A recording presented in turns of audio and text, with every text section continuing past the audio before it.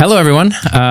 Welcome to another episode of NuvoTalks, where we will, on this episode, explore AI trends in the Salesforce world. We'll cover what's going on with AI in Salesforce, how the top consultancies in the world are using AI today and implementing AI, and as well, what the current situation is and how the situation will evolve.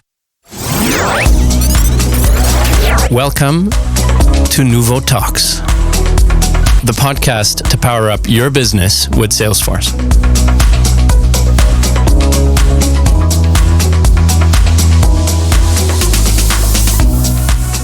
Our guest today is Dr. Juan Trujillo, a former Nuvolar employee, a Nuvolar alumni and legend. Juan is one of the most certified people that I know in the Salesforce world, with over 26 credentials. He has a degree in law and a PhD in philosophy. Juan, it's great to have you on the show. Thank you for being here. How are you doing today? Thank you, Empad. Great to be here. Thank you. Yeah, and for those who don't know, Empad is my nickname, my professional nickname now for over 20 years. So Juan and I have worked together we've worked together for many years. We've known each other for 14, exactly. and of course you still call me Empad. That kind of it's very sticky. Juan, you're a CTO at a very renowned Salesforce consultancy in the UK. Can you first of all introduce yourself, the work you do, and how you got into the Salesforce world? Yep, sure. Actually, well, you mentioned it. I started with Nuvolar. I was employee number 6. This was 2011. All right. So in 2010, I was already looking into, a change in terms of career and so on. And, actually, luckily, I got to know about Pack Solutions back then.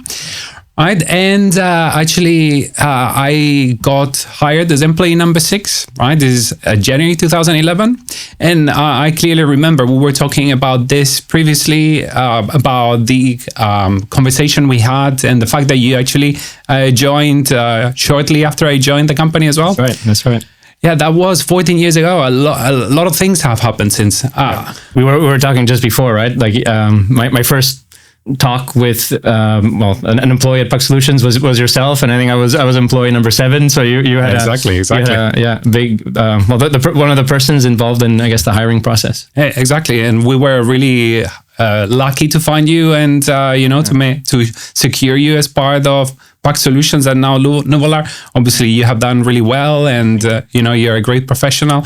So actually, about 14 years ago, it started, right? So I spent 4 years at Nuvolar. Those were very important years in my development. And, I made really good friends. I got to know great professionals, now Nuvolar. And, some of us, we still keep in touch and, we're friends. But actually, after 4 years at Nuvolar, a new opportunity came up, and actually it implied a significant change because it meant I had to change countries, etc. But at that point, I was 40 years old, and I said, well, you know what? I need a new challenge. Right? And at that point in time, an opportunity did arise at Westbrook, right? The company where I am right now. And about 9 years ago, I joined Westbrook. Initially, I started doing more solutions engineering, right? And it was really interesting because I got to know a lot of different clients, and I travel to a lot of different places in the UK and elsewhere as well. So that was really good. And one of the things is I'm very curious by nature, and then I started learning more about the platform. You remember when we started working in Salesforce projects, there were 6 certifications, right? So there wasn't even, Community Cloud or digital experiences we call it these days. I think it was just like CRM, right? And we happen to be on platform. I don't even think there was the whole branding, of the different clouds that they have today. Exactly. It was basically platform, sales, and service. And then there were portals as well, right? Which then became communities, well, with some changes. And a lot of things have changed since, right? And I think we'll speak about some of those as part of the podcast. But I was really curious about the platform. I wanted to get to know it better, right? So, and I started getting some certifications, getting to know different clouds, and I became really curious, I started learning more about the platform, and as a result of that, new opportunities came up within Westbrook. So I said, I've been 9 years at Westbrook, and I'm very grateful for all the opportunities I've had at Westbrook. After 3 years, I became the chief technical architect, and a lot of people, have mentored me and have helped me to become who I am these days. And actually, the previous chief technical architect, Tom Ward, he's also a good friend, and actually helped me to get to know more about the technical aspects of the platform. And actually, thanks to his mentorship, I became the chief technical architect. He left. He's currently working at Salesforce. He's been at Salesforce now for, I think, about 5 years. And, as a chief technical architect, I started getting involved in more complex projects. We did a digital bank in the Middle East. That was a really, really interesting project that, where we developed the platform in a way I had never known before. So it was a really a unique implementation. And very. So we integrated with a lot of different platforms, with AWS, etc. So very enriching, because you get to know how Salesforce does work as part of a wider landscape, which was really useful. And after a few years, the CTO at that point in time, and actually also one of the mentors I've had in my career, a guy will be Everett, he left and actually told me whether I wanted to be the next CTO. And I, together with the CEO of the company, Ambrose McGinn, also someone really important in my professional development, they offered me that role, that opportunity. And since then, actually, for 4 or 5 years now, I've been the CTO at Westbrook. So this, in a nutshell, the last 14 years, right? A lot of things have happened in between, but at a high level, those are the big hallmarks of that development, basically. It's a great journey, no? It is. Over that time frame. Yeah. Can you talk to us a little bit about your day-to-day as CTO and kind of what the role really entails for people also kind of aspiring to reach that level? Yeah, absolutely. And actually that's a very timely question, because in reality things are changing, right? And also the different roles in organizations are changing a lot, as we all know. And the way I see it, right, any leadership role, but particularly a technical leadership role, I think the most important is providing with a framework that allows people to develop within the organization, right? And that entails a number of things, right? So for me, that entails, okay, how do you give people the tools to develop, right? So professionally, even personally in some instances, but definitely providing the right structure for them to grow. Right now, as part of that, one of the day-to-day activities I do is the leadership team within the consulting team. We have exchanges regularly, right? So, and I help them in terms of day-to-day activities, right? So, but also more importantly, in terms of, what they want to become, how they can contribute to the organization. And as I said, how, we as an organization are able to help them develop. Because in reality at Westbrook, since I became the CTO, I thought that what we aspire to become is a learning organization. Yeah. And I think with done quite a bit in the last few years. Don't get me wrong, there's still a lot we'll have to do, but I think that the concept of evolving and learning is quite essential to our culture, and so that's been, for me, the most important aspect of the role. But as you know, you're the CEO of another consulting firm as well, Mark, but in reality, there's a lot of aspects to our day-to-day. So, for instance, I'm part of the executive team of the company, and as part of the executive team, what we are putting in place is actually more the vision of the company, the value proposition, and that is quite useful as well, because it allows me to bridge the gap between what the executives, what we are trying to achieve as an organization, and then the day-to-day of the leadership team that is managing people. How are we supporting their work, but also how are we making sure that we are aligned as an organization? Those are the more strategic aspects of the job, right? But then, and probably for the more technologically minded, and I'm quite a geek as well. So in the day-to-day, I also get involved in projects. Right, I develop some of the tools we use internally, so that there's a different aspect of things that I think it's quite useful, because on the one hand, you want to be close to the technology as a CTO, but then at the same time, you know that in a leadership role, you need to enable people, right? So in reality, you know that the power is in the fact that there are people that can develop and provide value.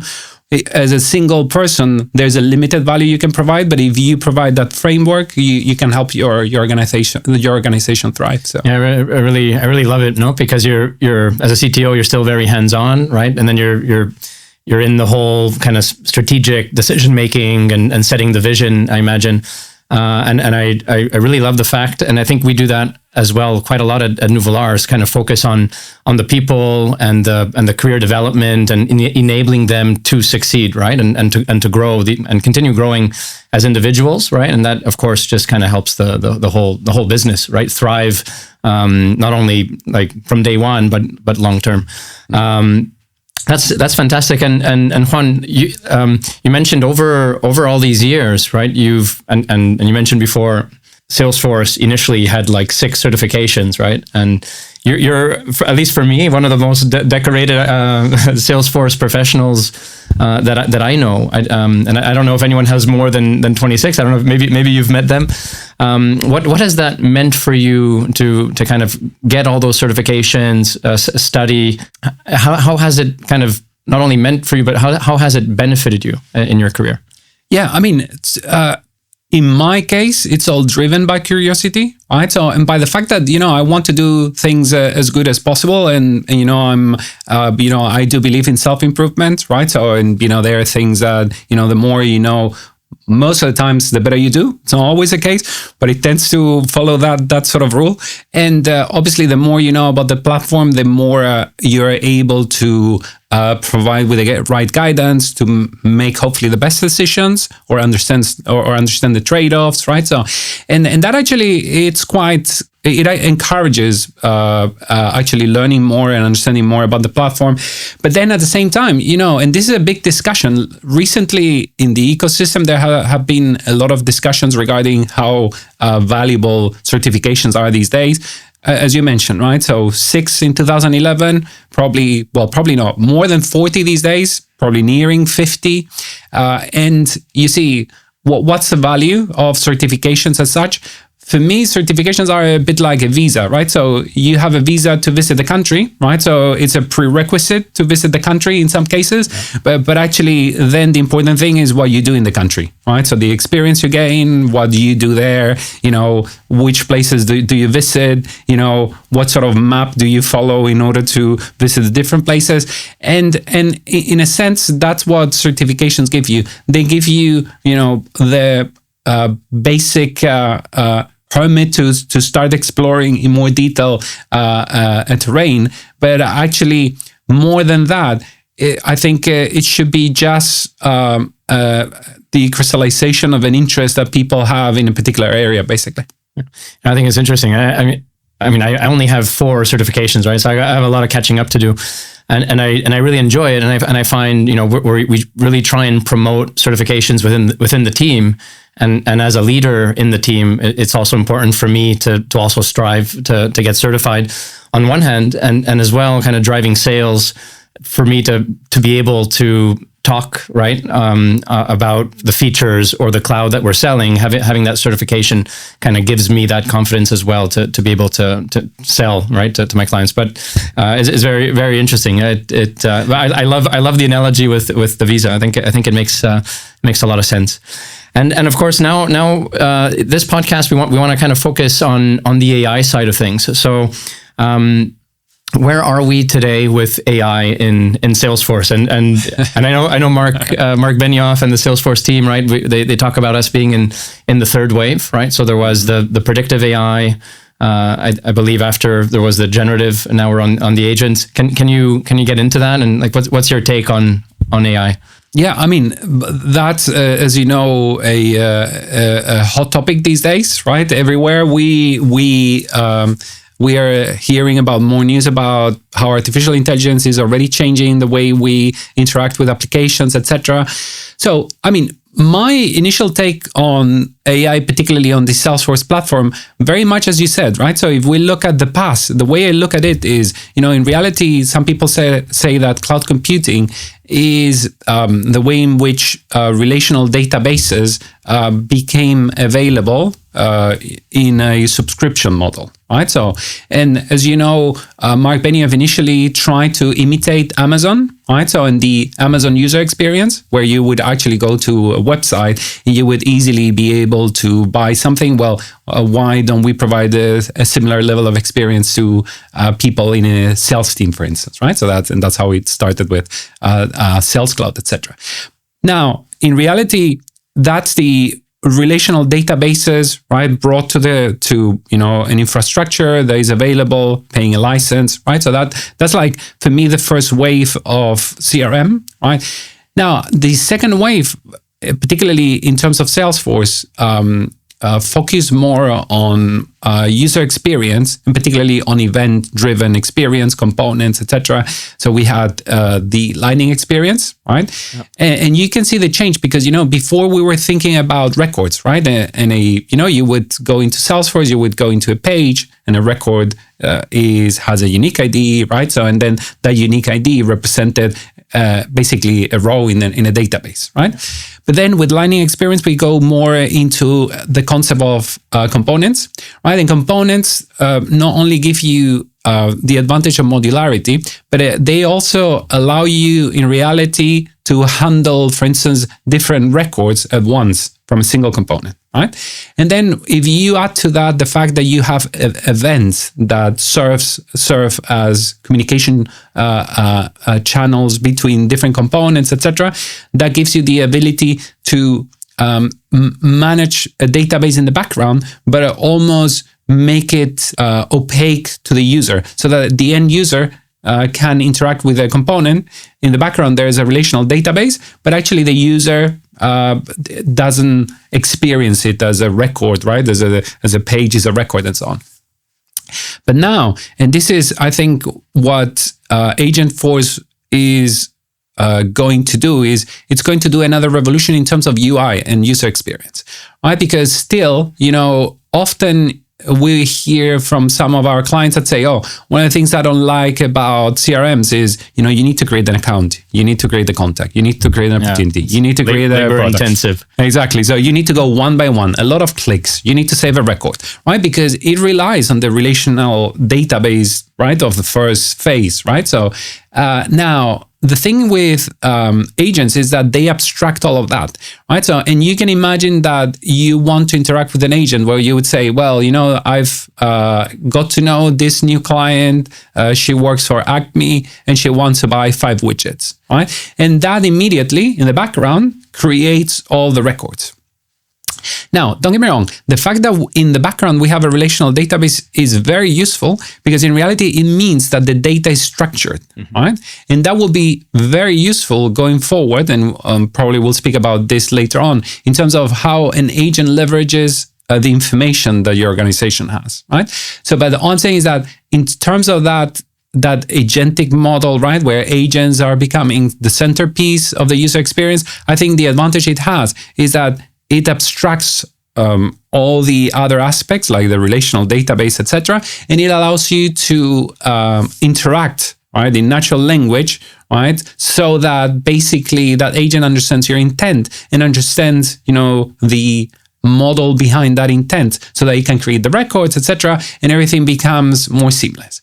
Now, not only that, in reality, at some point, the agents will then be able, for instance, to listen into some of the conversations you have with the customers, be able to go through the emails, etc., and based on that, create the records without any need for users, doing the administrative task of creating records. Right. So, and I think that's going to be a game changer because, from a Salesforce user perspective, that means that a lot of the, manual activity administration that needs to be done in order to maintain an org, to maintain structured data in good shape, which is a key thing that AI will be able to leverage, all that gets abstracted. Right. Right. So we're saying like it's going to bring tons of efficiency.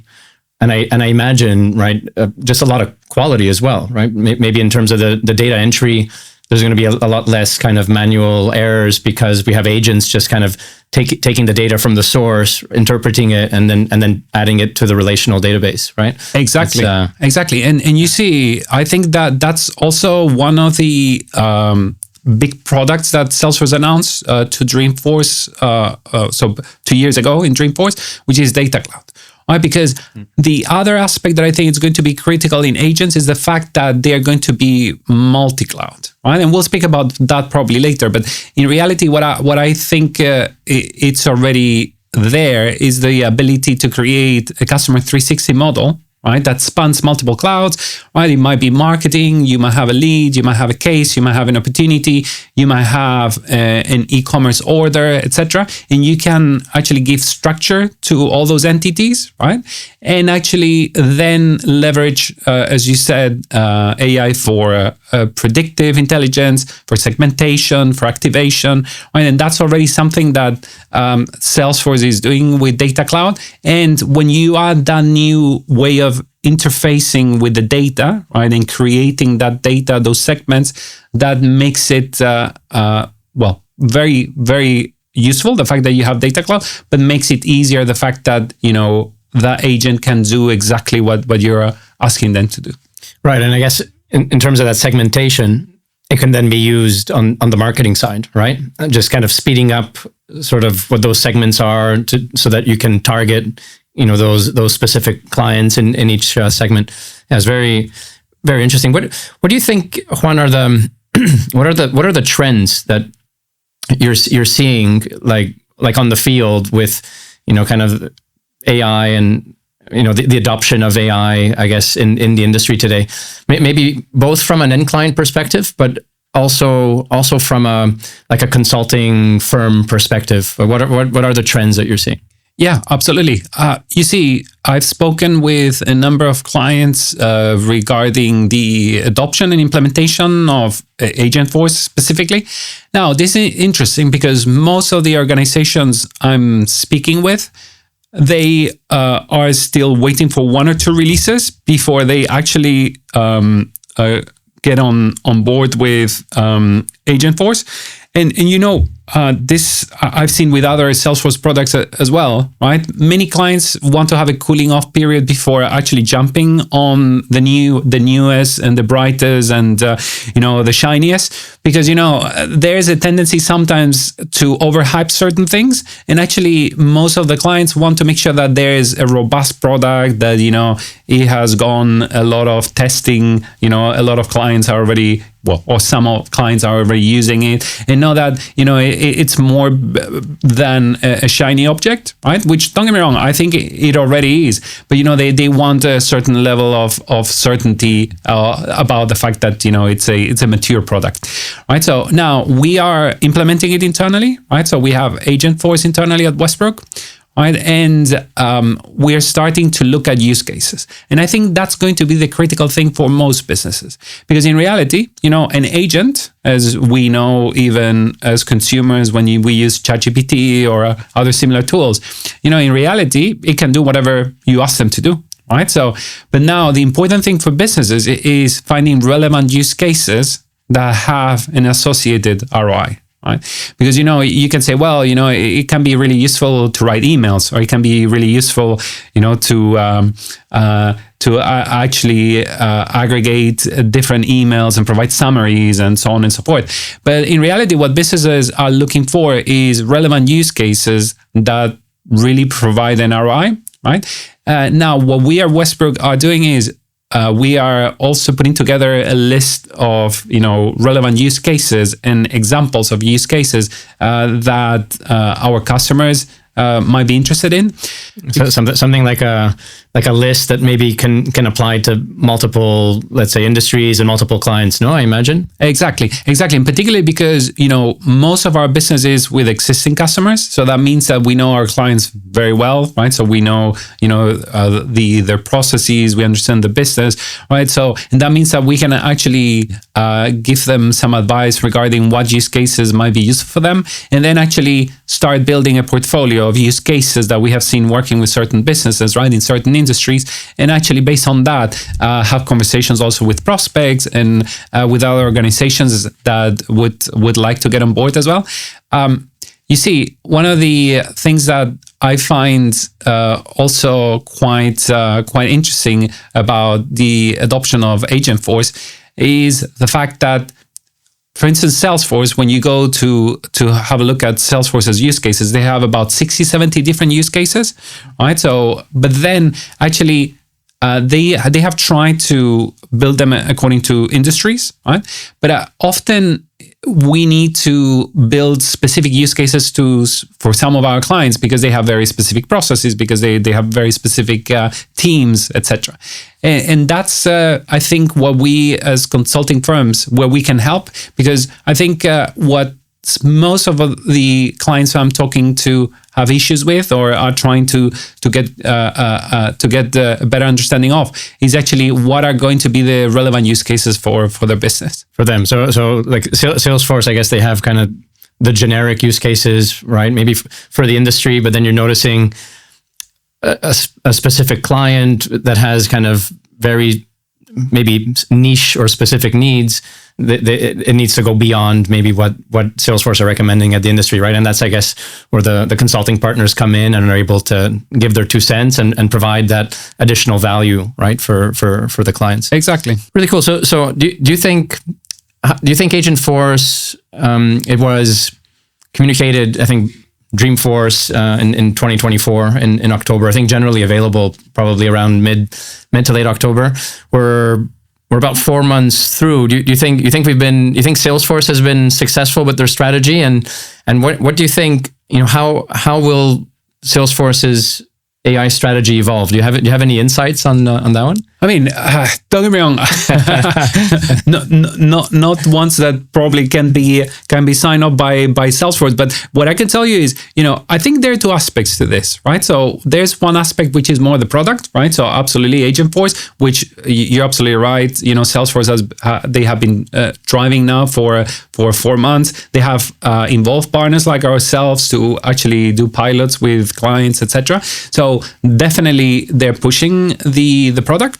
And we'll talk about this, but actually changes a lot the Salesforce model in terms of, going from a license-based model to a consumption-based model, right? So that's a big change, right? Because, SaaS, as we know it, and Salesforce have been one of the initiators of the SaaS movement, in reality has always been based on the fact that, you have users, they pay a license, right? And now this changes because, the idea of an agent is, you can actually leverage agents to do some of the work that potentially some people might be doing, or to enable users. And in reality, that means that, you have potentially fewer users, but more agents, right? So, but agents are not people, right? So not yet, right? So, and that means that you have to change the way you're pricing your product, right? So, because in reality, as you know, Agentforce is price based on consumption, right? So very much in the AWS way, etc. Right? So, and that's going to represent a big change. We'll probably speak more about this, but I think that's important to, in my opinion, it's important in terms of how Salesforce is going to change their strategy in terms of product and so on. Now, the other thing I think it's really important more generally around AI is, the other day I heard about Benioff himself. He said that this year, right, he asked, the vice president of engineering, right, so whether they were planning to hire more people, right? And he actually said, no, I don't want at this stage more people, but what I want is actually, it's not that he wanted. What I think we'll be able to achieve this year is a 30% increase in terms of productivity, right? So now, one of the things that it's really important about that message, the reason why he didn't want to employ more people is because he thought that he had a very strong, well-gelled team, right? And, with the right skills for the new challenges and, with able to transition to the new model, right? Using agents and so on internally, right? For their own development. And actually, that's what we're trying to do at Westbrook as well. Right, which is making sure that we have people with the right skill set, with the right understanding of the technology, so that they actually can quickly adapt to the changes. But then at the same time, being able to be more productive, being able to deliver more value to our clients, basically. Interesting, and I guess as well. Yeah, I remember that announcement from Mark Benioff. No, like we're not hiring any engineers, right? And That's right. I think was the statement, and I imagine it's also because they want and probably are using AI as well to get that efficiency, right? And so they're hoping for that, like you said, 30% improvement. That very, very, very interesting to see how that's going to kind of change the whole industry. Exactly. Yeah. So if you're a company, right, and maybe you have a Salesforce implemented, what do you recommend in terms of like how they can start with AI today? So imagine they have like sales, service, and maybe marketing or Pardot implemented. What would you recommend? Because there's like a huge like spectrum of like add-ons and features, right? Within let's say Einstein for sales or Einstein for service as well. Yeah, I mean, I think the first thing we all need to think about, and we need to sit and actually almost write down, so go back to basics, right? So is use cases, right? So because you see, the good thing about Einstein particularly, and this is interesting, right? Because we are right now at a transition from Einstein into Agentforce, right? So because so Einstein has very specific use cases, right? So you might be using Einstein for lead scoring, right? So you might be using Einstein for activity capture, right? So it has very specific use cases, and that's great, right? Because we all need to make sure that the emails that are being sent, are being attached in the org to the right contacts. We need to make sure that we know which leads we should be contacting first, right? So that's all great, right? So, and these are very specific use cases, right? With Einstein. But then, Agentforce comes, and then the number of use cases is infinite, right? Because in reality, anything that relies on the relational database, that underlies CRM, and then on top of that, on any unstructured data, right? Emails, PDFs, etc. So can help you with whatever task you give them, right? So you might say, well, I need to write opportunity close plans, which is, one of the use cases that Salesforce, announces, rightly so, right? So, and that's the thing, but is that going to move the needle for you as an organization? So is the fact that you can write a close plan going to help you deliver your objectives? And if that's the case, great, right? So, but I think what it's really important is to understand what's going to bring that business benefit, and then based on that, start developing the use cases. Because I said, one of the advantages of agents, generative AI, is that in reality, it can serve multiple purposes, right? It's just understanding what purpose is the one that actually will benefit your organization, right? Yeah, super, super interesting.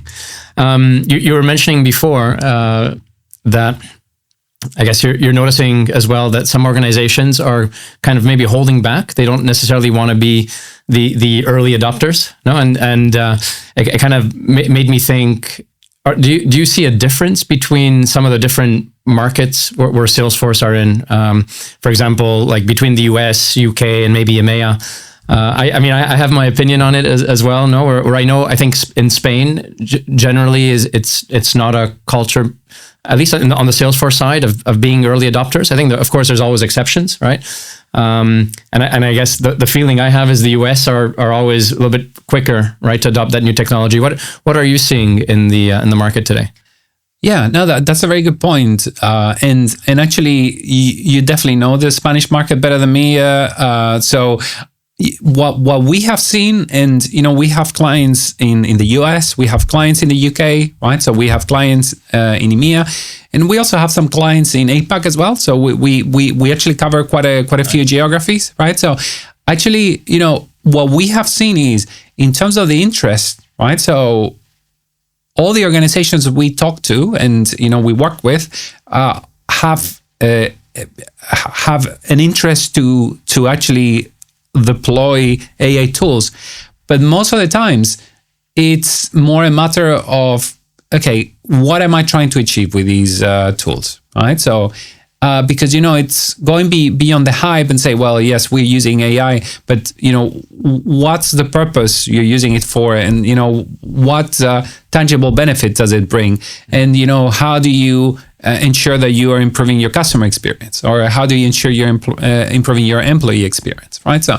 and I think so from our perspective, what we have seen in the last year and a half is, so Einstein particularly, it's heavily used, right? So the fact that it's often bundled with certain licenses helps actually making sure that it's a relatively easy add-on. It's a feature that can easily be enabled. It does bring some benefit, but I do think that the new tools that will be developed with Agentforce, with Prompt Builder, etc., are going to be more sophisticated. And I said, we will have to have more in-depth conversations with clients about what they want to achieve, right? So we've had that already with 2 of our customers, right? But actually, in reality, what we have found is that we need to do discovery around what the use case should be, because in reality, they came up with a particular use case, right? In our case, it's claims management, but actually, it's just a very general label to very specific actions that need to happen in regards to the process, right? So, and then we're saying, okay, we're going to develop a claims management accelerator using Process Builder. Process Builder. So using Agentforce and Prompt Builder. Prompt Builder, exactly. Yeah, Process Builder. It's not with us anymore. Yeah. So Prompt Builder. Rest in peace. Exactly, rest in peace. That's right. With Prompt Builder, so that actually we can leverage the data this client has, and actually can provide the claim information that the claim handlers need. So again, being very bespoke to the particular use case of the client. Interesting. Great. I find that really, really amazing. No, like, and also I think your take, right, having visibility, right, on all the different kind of regions around the globe, and seeing that, I think is fantastic. And that's one of the interesting things, because what we have noticed is, in reality, in all the regions where we have clients, right? So all the clients we work with actually do embrace the fact that they need to start using these tools. But I said, most of them are not yet haven't got to the realization that they need to develop those use cases, right? So we have one particularly, right, one of our larger clients that understands that, there might be a lot of benefit in using it, and we should definitely explore it. But I said, we're in the process of building that use case, and then also the business case, right? So because it needs to make sure that it is aligned with ROI, etc. So. Yeah, and I think on our side at Nuvolar, we've kind of seen something similar. Actually, even that the bigger clients even come with their list of use cases and say, this is what we want to do. This is going to take us 2 or 3 years. Please help us, right? And let's put a team together to do this. Whereas maybe more of the smaller and medium-sized businesses, they're still playing or thinking of Einstein for sales and some of more of the basic Einstein features, right? Opportunity scoring, activity capture, just to kind of maybe get their feet wet a little bit with AI in preparation, maybe for something a couple of years down the road, going towards Agentforce. Yeah, I think big enterprise versus small enterprise as well. Yeah, there's definitely a difference there. Exactly, and don't get me wrong. Also, there are some enterprises, some organizations that are more technology focused, or and those tend to actually drive change faster. And then there are other industries that actually, where actually there's more inertia, or where in reality technology is not the focus, because they are still very operational, right? So, and the value is in the operation, not in the technology, right? So there's a bit of a mix, right? So it depends also on the sector, on the type of industry. So we have some large clients as well, but depending on their industry, they might say, well, for us, what it's critical is the operation, right? So not so much the technology. Now, what we need to do is, okay, how does the technology actually leverage or actually enables the operations, right? And that's where the use cases need to be developed. So, and as a, let's say, Salesforce consultant or Salesforce developer, like what would you recommend for them in order to really start getting into AI and being prepared for maybe even what's to come? Well, I mean, these days there's a plethora of information out there, right? So, and particularly in terms of Salesforce, I still think that, basic platform understanding is going to be crucial, because no matter what sort of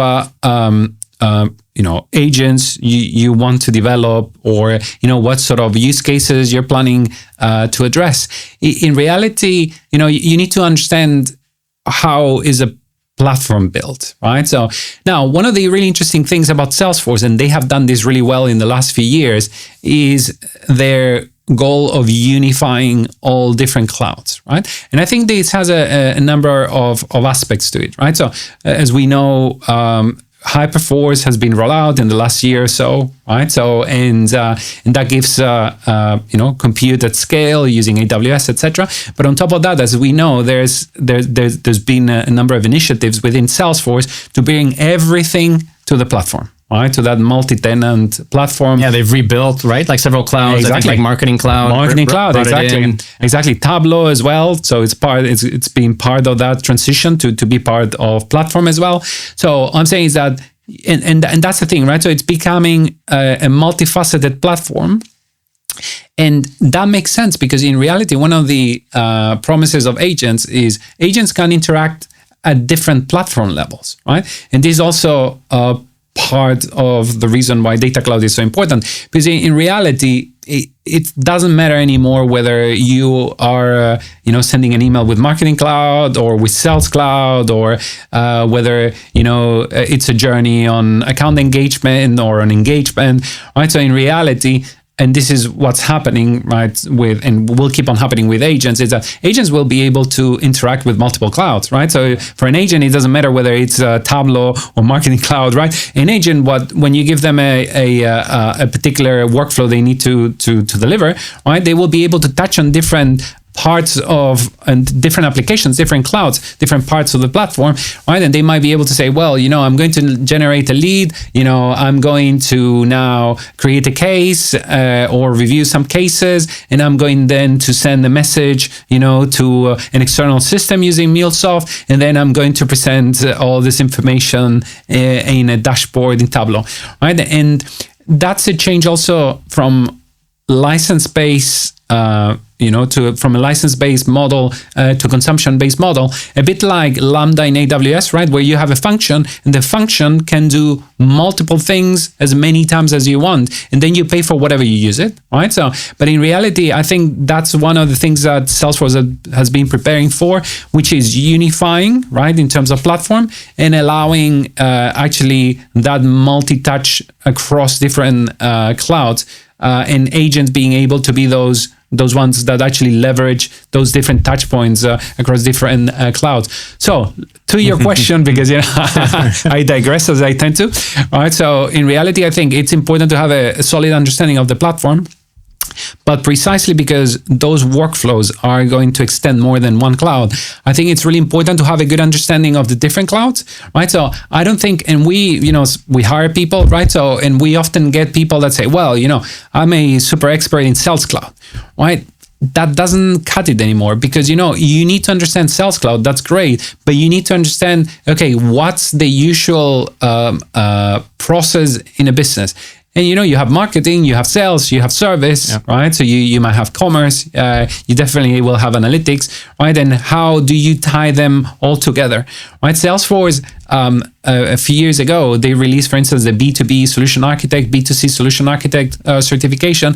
And those were already giving, that sort of sense that, certification shouldn't be specific to one cloud, but it's more about a business process, right? Right. All right. So what does a B2C organization need to deliver as part of the way they operate, right? So in terms of marketing, in terms of operations, right? So kind of like this understanding a business and not just understanding the sales department, right? And I guess is going to become more and more key, right? And I guess everyone, I know even for us, as time goes on, we kind of expect kind of our staff to be multidisciplinary, right? And understand kind of, like you're saying, all departments of a business, right? Whether sales, service, marketing, operations, finance, right? It becomes more and more important. Exactly. And now, if you were to tell me what's the perfect profile for the new world to come, for me, I would think it's sort of an enterprise architect, right, with a strong business analysis background, so that it's really good at understanding requirements, at writing them down, conceptualizing them, right. So enterprise architect in terms that understands the different applications of the business, their interoperability, right? And then understands, what's the right way to use prompts to actually interact with an agent, to build agents that are based on particular templates, right? So, and that's a sort of, ideal of the new role, understanding the business from an enterprise level, being able to get into the details of the requirements, etc. Don't get me wrong, still with a good understanding of the platform, right? So it's going to be useful to understand what APIs are, what you can do with Lightning Web Components, and what you can do with Apex and so on, or flows, right? And then actually having that ability to work with agents, basically. Yeah, and before you were mentioning kind of multi-agents, right? And it reminded me of one of the panel discussions at Dreamforce, where they were basically saying that today maybe a human is interacting with an agent, but in the future we'll have agents interacting with agents. And I think that was a panel discussion with Mark Benioff and Jason Huang, CEO of NVIDIA, and this week, kind of the fresh news of the week was all about DeepSeek. And of course, we know the NVIDIA stock kind of crashed and lost 600 billion in market value. I think it's recovered a little bit since. But what do you think of DeepSeek and everything that's going on with that this week? Well, I mean, that's a really thrilling story, the one with DeepSeek, because you're right. I think it caused the US market to lose $2 trillion, right? So there are even some rumors that actually, because, this is a really interesting story, right? So the company behind DeepSeek is actually a Chinese funds, right? So, and they actually do investments, right? So, and actually one of the urban legends is that actually they released DeepSeek to cause the crash and actually be short on certain companies, right? So don't get me wrong, this is all an urban legend, so I'm just telling it for fun because I'm not giving it any merit. And there was more. I even heard that they're also investigating to see if they stole like some data from OpenAI. I see.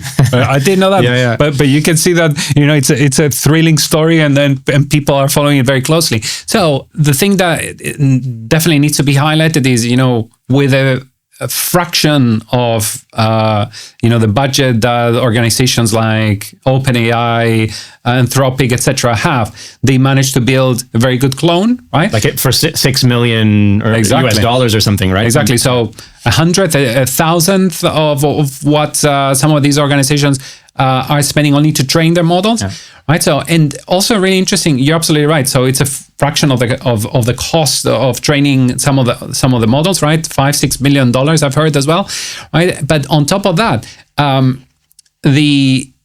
so two things. So they're particularly good. So typically when you train a model, right? So you train the model, right? So that's typically where you spend quite a significant amount of money, but you spend also a lot of money in inference, right? And inference is when you are actually prompting the model and the model is providing a response, right? So, and actually one of the things that actually struck everyone in the AI world is actually that the cost per inference was a fraction as well. So that means, for instance, when you use the ChatGPT API, right? So you pay for a number of tokens, and 1 million tokens costs a certain amount, etc.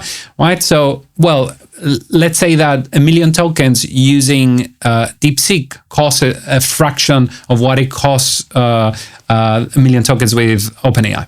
So one of the things that people are looking at is it because of the fact that they actually operate under constraints, they were able, in a way, a constraint was the mother of invention, right? And they were able to be more creative with some of the open source content that is out there. They use Llama and some open source libraries that are out there, right? So, and they actually open source the project itself. So what's the magic sauce they actually managed to find in order to not only be more economical at training time, but also more efficient in terms of providing responses to prompts, right? So I'm being much more cost efficient, right?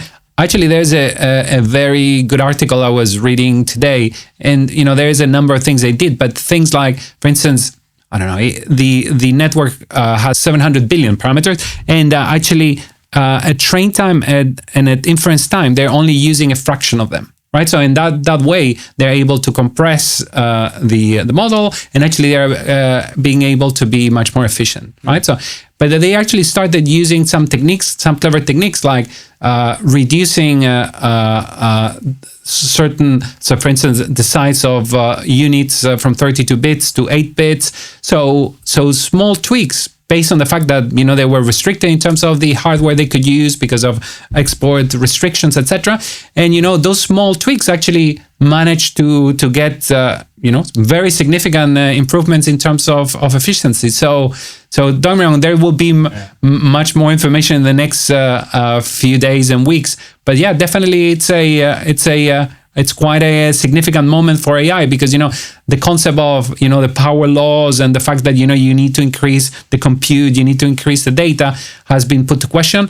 And then on the geopolitical, in terms of the geopolitics, right? So the question whether the US is still ahead, which I think they are, ahead of China in terms of AI development. Yeah, and then interestingly enough, I think Salesforce stock actually increased on the news because, I believe it's because they also allow for bring your own LLM, right? And so now that there's a potential access to DeepSeek at a fraction of the cost that compared to some of the other LLMs might actually benefit Salesforce and make AI more affordable for its clientele as well. No, is my understanding. Actually, that's a very good point because one of the things that and you're absolutely right in highlighting the fact that actually when the cost of something gets reduced, and this is something that a number of experts have been highlighting recently,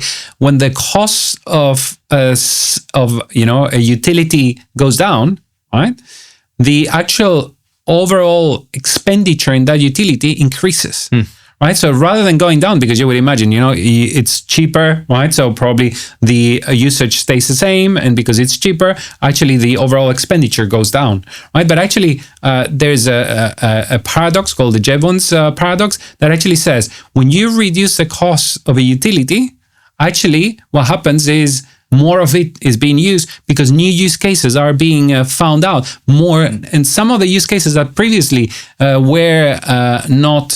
not provide any benefit because potentially they were cost neutral, or they actually incurred in a loss, now incurring a gain, and that means that actually more use cases are developed and actually more of that utility is used, right? So, and that's why, although the initial take was okay, these AI mastodons like Nvidia, like Meta, etc., are going to suffer, right? So it's probably going to happen the opposite, which is, we are going to find cheaper ways of doing what we have been doing. We're going to find more use cases, and actually, there's going to be more expenditure in AI in the next few years. That's interesting. What was the paradox? Yeah, it's called the Jevons Paradox. Jevons. I'm gonna look that up. Yeah. It's really cool. Don't get me wrong. I've read it from a number of experts in the area, and I found it really, really interesting because I said it's counterintuitive, right? So, you would say, well, it's normal that Nvidia suffered. It's normal that Meta, and the semiconductor space, right? Because in reality, the motto has been, more compute, more data, right? So, and with more compute and more data, we will get to super intelligence and potentially at some point to general intelligence. But in reality, although we're able to do things more efficiently, right, that doesn't imply that that expenditure is going to go down. It's probably going to go up because all of us we will be using it in more and different use cases. Oh, super cool. I'm gonna definitely read up on it. Juan, this year, are you planning on attending any events? Will you be going to Dreamforce or some of the world tours? What's your plan? Well, you see, I actually had the opportunity to meet you at one of the Dreamforces. I think it was 4 or 5 years ago. Yeah, 2019. 2019, yeah. Exactly. Yeah, right. And it was a lot of fun. That was a great one. You see, for me, I'm more into more intimate events because I don't know what's your impression, Empa. Then you have been more recently to Dreamforce, right, than me. But I think it's quite a massive event, right? There's a lot of people, there's a lot of things going on, and I get distracted with all the lights and so I actually prefer more focused events, right? Don't get me wrong, Dreamforce is still a great experience. I mean, no doubt. But I said, I tend to go to more intimate, more intimate ones like World Tour in the UK, where there's a lot of friends, colleagues, and clients we work with. But tell me, what was your experience in the last Dreamforce? Yeah, I mean, I've been to 2 Dreamforces, and I completely get what you're saying. No, I find for me Dreamforce definitely can be overwhelming. There are so many sessions going on at once and keynotes. At times you're not sure where to go and where to kind of focus on.